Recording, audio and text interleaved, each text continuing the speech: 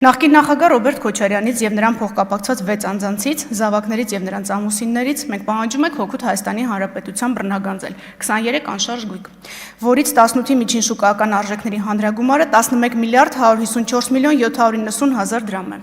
Անշարժ գույքերից 19 գտնվում են կենտրոն վարչական շրջանում, 8-ը Պարոնյան փողոցում, 4 բնակարան Հյուսիսային պողոտայում, 2-ը Աբովյան փողոցում, 2-ը Վազգեն Սարգսյան փողոցում, բնակարաններից 2-ը Տերյան փողոցում, իսկ 1-ը Մանուկ Աբեղյանի։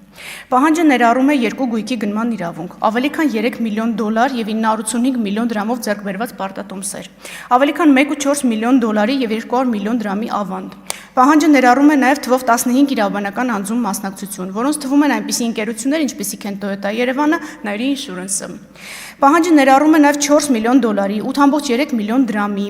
260 միլիոն ռուբլի եւ շուրջ 590 հազար եվրոյի չափով փոխառությունների պահանջների իրավունք։ Ներառում է նաև երկու տրանսպորտային միջոց, ավելի քան 3.8 միլիարդ դրամին համարժեք գումարային գույքի ձեռքբերման արժեքներ։ Այն ներառում է նաև ավելի քան 20 միլիարդ դրամ որպես ապօրինի եկամուտների մնացորդ, եւ գործիքնությունը գտնվում է դատալսումների փուլում։